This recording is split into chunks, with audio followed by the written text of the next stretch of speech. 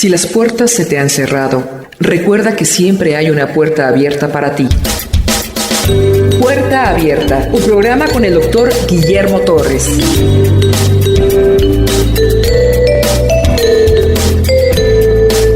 Isaías 53, hablando del siervo sufriente. El autor es un profeta del Antiguo Testamento, profeta mayor, un hombre de los más cultos del Antiguo Testamento, comparado con el apóstol Pablo en cuanto a intelecto. Profeta de familia acomodada, murió aserrado. Lo persiguieron, se metió adentro de un tronco y lo aserraron. Así murió el gran profeta Isaías. ¿En qué época vivió? 700 años antes de Cristo. Él fue profeta de las dos tribus de abajo, de la tribu de Judá. Recuerden que el reino era dividido, Israel y Judá. Él predice el exilio a Babilonia y su liberación por medio de los persas con Ciro. Profeta mayor por la gran cantidad de escritos que tiene. Si no hubiera evangelios en el Nuevo Testamento, este sería el evangelio en el Antiguo Testamento, porque habla y define el ministerio y la persona de Jesús. El profeta Isaías, 700 años antes de Cristo, define con detalles el ministerio y la pasión de Cristo. Isaías 53, este capítulo predice los sufrimientos del Mesías y el fin por el que él tenía que morir. ¿Por qué iba a morir y para qué? ¿Y qué se ganó con su muerte expiatoria? Todo eso lo definen 700 años antes de Cristo. Si no fuese suficiente, váyase al Salmo 22 y ahí también se describe a Cristo y su pasión. Es algo que los judíos actuales, los que profesan judaísmo, no saben explicar a quién se refiere Isaías 53. Se han atrevido a decir que se refiere a Israel como pueblo. No encaja. Vamos a empezar en Isaías 52, verso 13. Isaías anticipa lo que va a pasar. He aquí mi siervo será prosperado, será engrandecido y exaltado y será puesto muy en alto. Habla el padre de su siervo, el hijo. Pero ¿qué no lo golpearon? ¿Qué no murió en una cruz? ¿Cómo dice el profeta? Que será engrandecido si murió en una cruz desechado por los hombres. La respuesta está en Filipenses 2:9. Una vez que él consumó su obra en la cruz, resucitó. Mire lo que pasó, por lo cual Dios, el Padre, también le exaltó hasta lo sumo y le dio un nombre que es sobre todo nombre, para que en el nombre de Jesús, el que murió en la cruz, el que desechan los judíos, el que desecha el mundo, se doble toda rodilla de los que están en los cielos y en la tierra y debajo de la tierra. Seguimos con el texto de Isaías. Como se asombraron de ti muchos, de tal manera fue desfigurado de los hombres su parecer. ¿Usted recuerda la cruz? Fue tal la golpiza que el Señor recibió. Pilato quería evitar que lo crucificaran por cuestiones políticas y entonces lo golpea de tal manera que su rostro perdió la forma humana, una masa sanguinolenta, moratada. Esto se está prediciendo 700 años antes que Cristo naciera. Con detalles, fue desfigurado de los hombres su parecer y su hermosura más que de los hijos de los hombres. Y aquí la gente supone que Jesús era un hombre muy guapo, muy hermoso físicamente. A la belleza que se está refiriendo a su belleza espiritual, porque él no llegó con ventajas. Tener un físico impresionantemente hermoso, varonil, te da ventajas. Vamos al Salmo 2. ¿Por qué se amotinan las gentes y los pueblos piensan cosas vanas? Se levantarán los reyes de la tierra y príncipes y consultarán unidos contra Jehová y contra su ungido, diciendo: rompamos sus ligaduras y echemos de nosotros sus cuerdas. Se está prediciendo la crucifixión de Cristo, la inerrancia de las Escrituras. Las Escrituras en sus idiomas originales no tienen error. En las traducciones, pues sí. Así asombrará él a muchas naciones. Los reyes cerrarán ante él la boca, porque verán lo que nunca les fue contado y entenderán lo que jamás habían oído. Y de ahí comienza ahora sí el capítulo 53. El profeta se anticipa para decir que el mensaje de Cristo no iba a ser creído. El mensaje de Cristo es el mensaje de Jehová, porque Él mismo también es Jehová. ¿Quién ha creído a nuestro anuncio? Está hablando en futuro. Isaías está prediciendo que no iban a creer en Cristo. ¿Quién ha creído a nuestro anuncio y sobre quién se ha manifestado el brazo de Jehová? El brazo de Jehová, ¿qué significa? El poder de Dios encarnado en Cristo. Ya ve que el brazo significa poder. El brazo de Jehová encarnado en Cristo, en un ser humilde. Eso significa, y sobre quién se ha manifestado el brazo de Jehová. Seguimos. ¿Qué es un renuevo? Es un brote que sale en un tallo. Es débil. Usted puede pasar y con unos dedos, ¡pum!, lo truena. Ese es un brote. Y está hablando de la humildad y la debilidad a la cual se sometió Cristo al estar en la carne. Subirá cual renuevo delante de Él. Pero ese renuevo, ¿de dónde sale? ¿De un árbol verde? ¿De un árbol rico, maravilloso, de flores hermosas? No. Ese renuevo sale de una raíz de tierra seca, que es débil. Y está hablando en la simbología de Jesús. Jesús vivió en Galilea, Nazaret, carpintero, hijo de una mujer humilde, María, cuidado por José. Tierra seca, y sale un renuevo, débil ante los hombres, pero poderoso ante Él, el Padre. Subirá cual renuevo delante de Él. El renuevo es el Hijo y el Padre lo ve desde el cielo y es poderoso, pero para el hombre es débil. Vea lo que pasa ahora con el mensaje de Cristo en nuestra época. Mire quiénes lo predicamos, los más débiles. Y como raíz de tierra seca, no hay parecer en él. Aquí es donde les digo de que no era hermoso. Tenía un físico estándar, tanto que cuando Judas lo entrega, tiene que irlo a reconocer. ¿Dónde está Jesús? Está en el Getsemaní. ¿Quién es? Al que vean más guapo, al más hermoso, ese es. No, hubo necesidad de irlo a identificar, porque no era físicamente más hermoso, aunque para nosotros es el más hermoso y lo más hermoso que ha pisado la tierra. Pero no tenía ventajas, a eso se está refiriendo el profeta. Mire, no hay parecer en él ni hermosura, no tiene ventajas. No era feo, traía un estándar común de estándar físico. Le veremos más inatractivo para que le deseemos. No lo vamos a desear por hermoso físicamente, sino a través de la fe lo vamos a desear, a ese renuevo de raíz de tierra seca, que el mundo desprecia y desecha, para nosotros es hermoso. Eso solamente lo da el Espíritu Santo. Le veremos más inatractivo para que le deseemos por la fe y no por su físico. Romanos 10:16. ¿Quién creyó en el anuncio de Jesús? Isaías se anticipa, dice no van a creer, mas no todos obedecieron al evangelio. Pues Isaías dice, Señor, ¿quién ha creído a nuestro anuncio? Isaías predijo que no le iban a creer y actualmente no le creen. Solo es un pequeño grupo. Juan 1:9-11. Aquella luz verdadera que alumbra a todo hombre venía a este mundo. En el mundo estaba y el mundo por él fue hecho, pero el mundo no le conoció, no le amó. Seguimos Isaías 3. Despreciado, desechado entre los hombres, varón de dolores. Usted no puede decirle al Señor Jesucristo, usted no sabe lo que es sufrir. Usted no puede decir eso, porque Jesús sufrió aún más que usted. Varón de dolores, experto en quebranto. Si alguien sabe sufrir y ha sufrido, es el amén. Despreciado y desechado entre los hombres. ¿Cómo cree que no se pueda compadecer de usted cuando usted ora? En ansiedad, en angustia, en dolor. Y como que escondimos de él el rostro. Fue menospreciado y no lo estimamos. Note usted que Isaías está usando unos tiempos, como que esto ya pasó. Escondimos de él el rostro. Fue menospreciado. ¿En qué está hablando? ¿En pasado, presente o futuro? En pasado. Pero Cristo todavía no nace. ¿Cómo puedes hablar en pasado cuando Cristo aún no ha nacido? Eso se llama, en el estudio, pasado profético.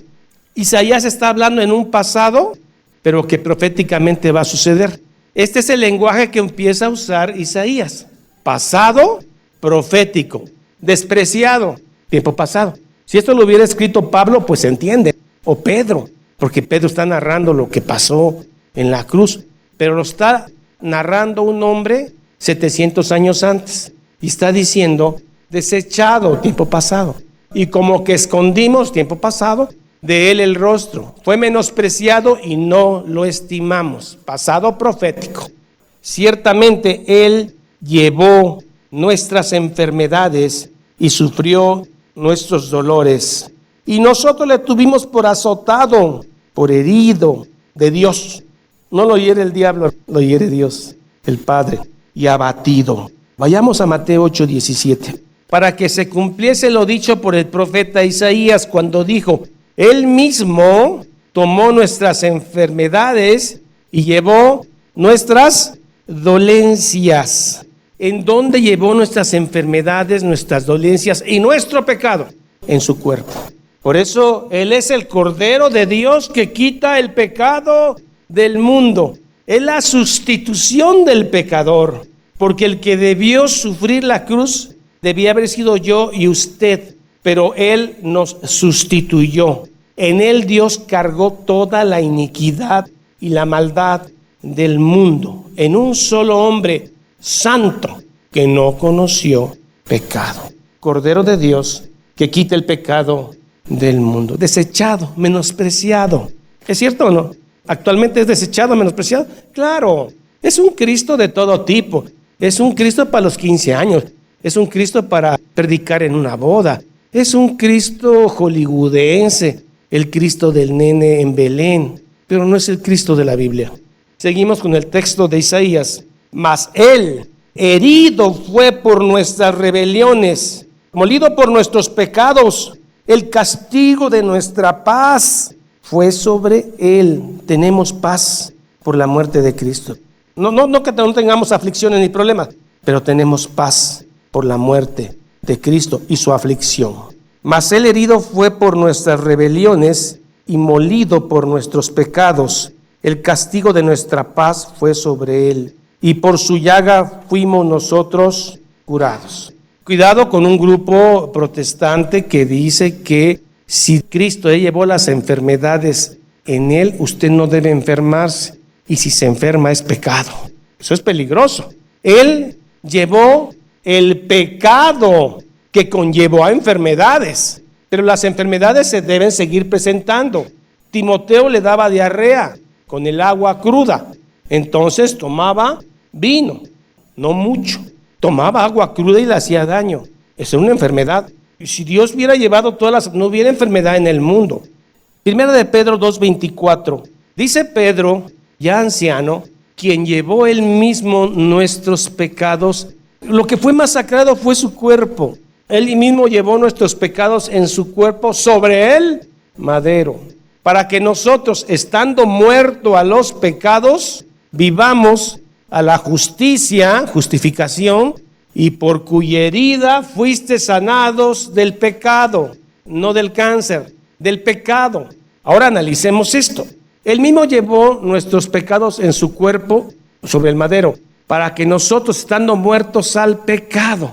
¿Quién de aquí peca todavía? Porque la Biblia dice que estamos muertos al pecado.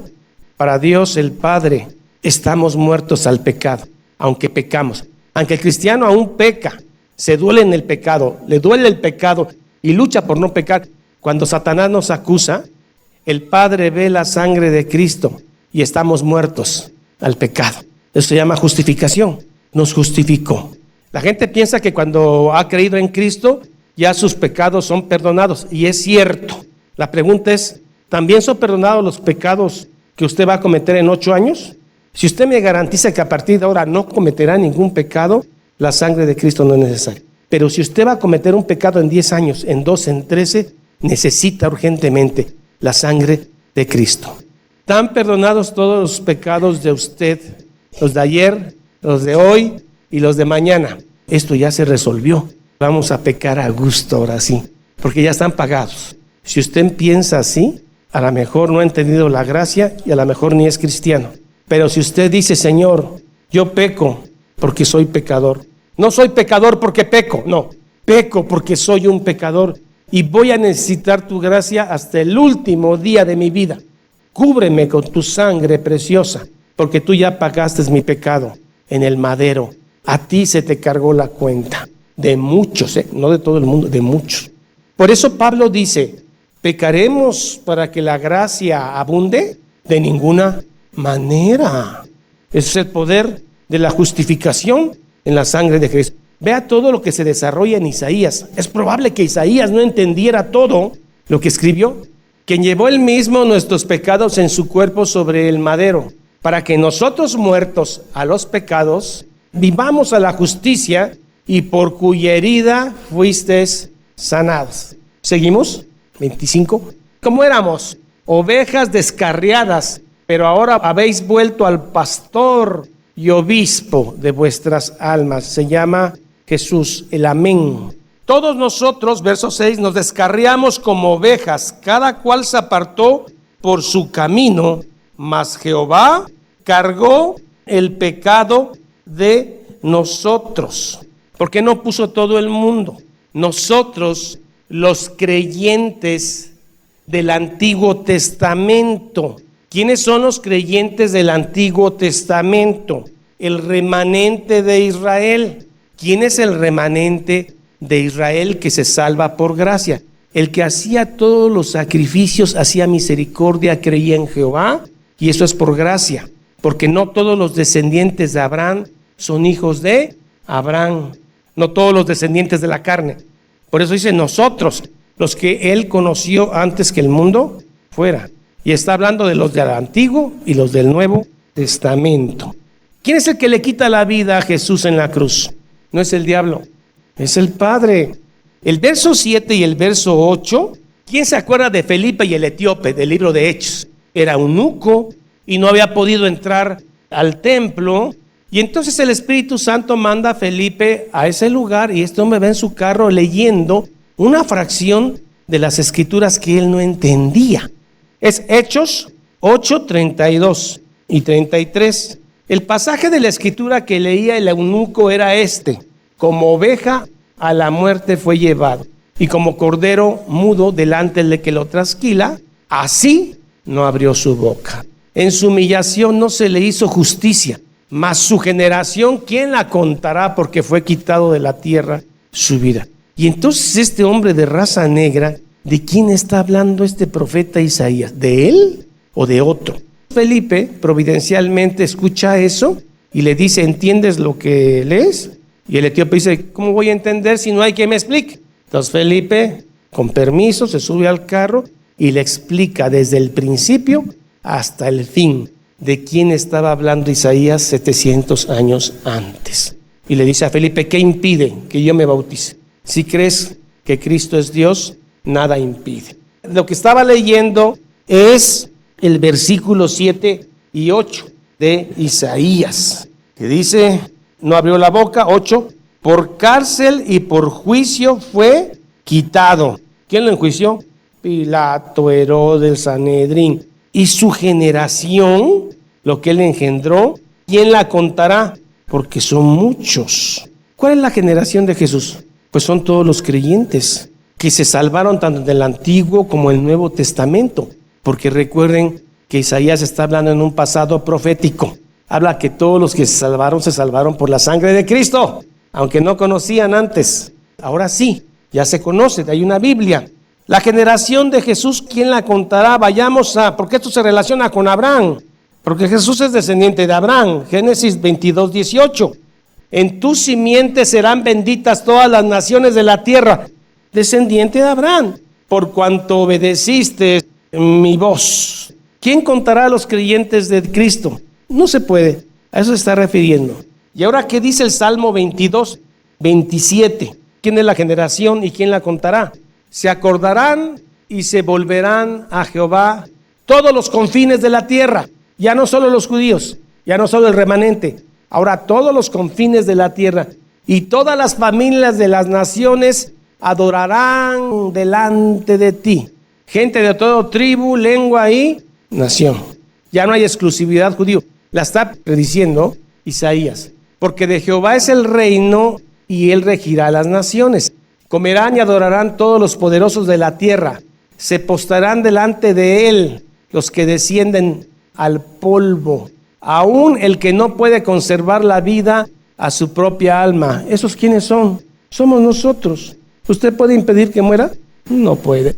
La posteridad les servirá. Esto será contado de Jehová hasta la postrera generación. Quiere decir que hasta la última generación, antes de que Cristo regrese, habrá descendiente de Cristo. ¿Quién la contará? El 31, la posteridad servirá. Vendrán y anunciarán su justicia. A pueblo no nacido aún anunciarán que él hizo Ese pueblo no nacido somos nosotros. Este es un salmo mesiánico. No habíamos nacido, ahora ya nacimos y a nosotros se nos anuncia su justificación en la cruz. Y por la rebelión de mi pueblo fue herido. ¿A qué pueblo se refiere? Unos dicen que a Israel. Se refiere a la iglesia del Antiguo y del Nuevo Testamento. El Antiguo Testamento, el remanente. Nuevo Testamento, la iglesia de toda tribu, lengua y nación. Acuérdense que es un pasado profético. 9. Y se dispuso con los impíos su sepultura. Lo querían enterrar junto con los otros dos, pero Dios no lo permitió. Por eso dice, mas con los ricos, José de Arimatea fue en su muerte, aunque nunca hizo maldad ni hubo engaño en su boca. Que venga a su mente el hombre o la mujer más buena que usted ha conocido. Póngalo en su mente. Unos ponen a su abuelita, otros su tía, su mamá. Todos ellos hemos mentido y hemos hecho maldad. Ahora estar junto a alguien que nunca cometió maldad ni mintió y termina así, es un plan divino. 10. Pese a que fue inmaculado, no hubo pecado. Para Dios, el pecado es algo muy serio. Tan en serio que su propio Hijo tuvo que venir a expiarlo. Así de grave es el pecado para Dios.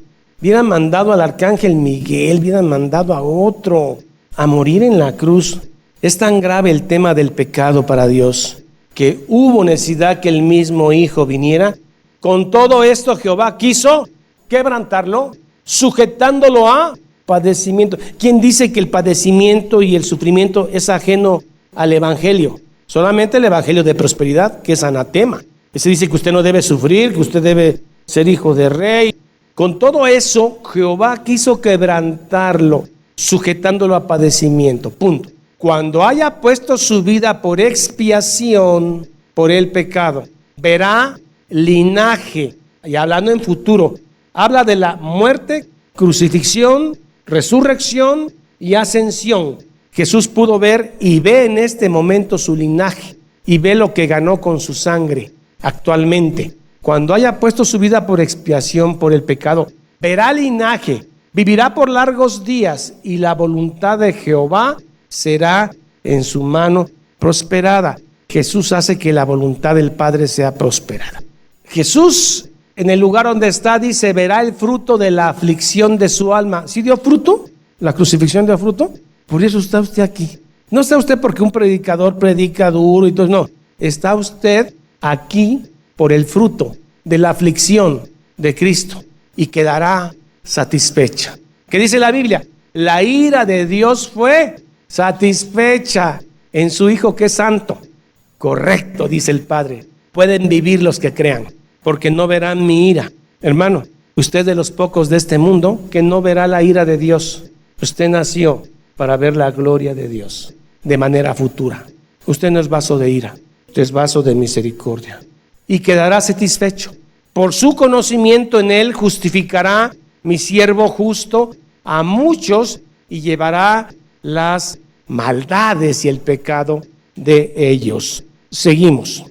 Por lo tanto, por lo anteriormente dicho, yo le daré parte con los grandes, como hacían los grandes cuando conquistaban, y con los fuertes. ¿Qué hacían? Repartían despojos. Cuando alguien conquistaba una ciudad, avasallaba, se llevaba todo lo que era oro, plata, piedras preciosas, telas, jarrones, todo lo de valor se lo llevaba a su reino. Eso es repartir despojos. Pero la sangre de Cristo tiene más poder que el oro, la plata. Con eso nos compró Él. Y por lo cual repartirá despojos. Habla espiritualmente.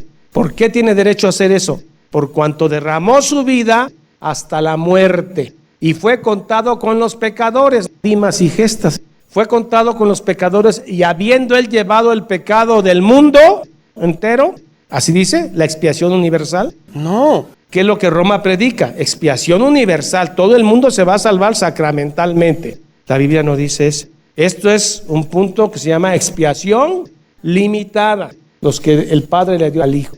Habiendo llevado el pecado de muchos y orado por los transgresores. ¿Qué quiere decir orado por los transgresores? Jesús estando en la cruz dijo, perdónalos, porque no saben lo que hacen. No está hablando que perdone a todo el mundo, está hablando que perdone a los del mundo que están abajo, los que van a ser salvos. No está hablando por todo el mundo, está hablando de los que él amó, conoció antes, que estaban ahí también gritando, crucifícale, y después creyeron. Padre, perdónalos porque no saben lo que hacen. Finalizamos con este versículo, Hebreos 7:25.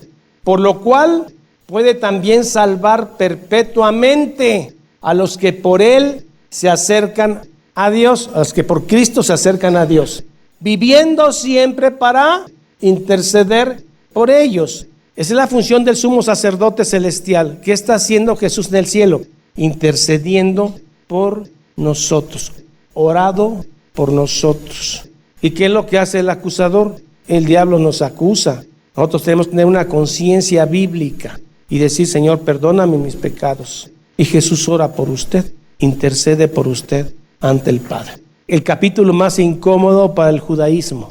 No saben decir a quién se refiere. Habla de un pasado profético. Un hombre que murió aserrado a la mitad. Un hombre tan culto como Isaías y tan entregado al Señor. Cuando el Señor lo llamó, le dijo, heme aquí, Señor, envíame a mí. Hombres de Dios, profetizando 700 años antes la muerte del Cordero. Señor, eres el principio y el fin. Señor, en la cruz, en ese madero, estamos abrazados nosotros, humillados por nuestro pecado, pero sabemos que si no es la cruz, no es nada. Es más, no queremos nada que no sea la cruz. He ahí a tus hijos, Señor, aferrados a tu cruz y a tu sangre preciosa, a tu obra redentora en el Calvario. En eso creemos, Señor. En eso estamos esperanzados. Señor, sabemos que esta esperanza maravillosa nacida de la Escritura jamás nos va a decepcionar. Y en el día final veremos la gloria como consecuencia de la fe. Y esa fe que es un don de Dios, Señor. Salpicados, rociados por la sangre del Cordero. Con todo, Jehová quiso cargar el pecado del mundo. Ahí entiendo algunas palabras de la cruz. Señor, ¿por qué me has abandonado? La soledad infinita de la cruz a favor nuestra, la soledad absoluta. Varón de dolores, experimentado en quebrantos, enmudeció su boca. Ese es mi Dios, ese es mi Rey, ese es mi Señor. Bendito eres, 3 veces santo. Gracias por tu preciosa sangre y tu justificación, la sustitución del pecado, muertos al pecado, en el nombre de Cristo Jesús. Amén y amén. Jehová es mi pastor, nada me faltará. En lugares de delicados pastos me hará descansar. Junto a aguas de reposo me pastoreará. Confortará mi alma. Me guiará por sendas de justicia por amor de su nombre. Aunque ande en valle de sombra de muerte, no temeré mal alguno, porque tú estarás conmigo. Tu vara y tu cayado me infundirán aliento. Aderezas mesa delante de mí en presencia de mis angustiadores. Unges mi cabeza con aceite, mi copa está rebosando. Ciertamente el bien y la misericordia me seguirán todos los días de mi vida, y en la casa de Jehová moraré por largos días. Salmo 23. Esta es la paz que Dios te da a través de su palabra. Busca un grupo de personas que te ayuden a leer e interpretar la Biblia. Te invitamos a escuchar el programa Puerta Abierta con el Dr. Guillermo Torres, pastor de la iglesia La Familia de Dios. Todos los días por esta estación.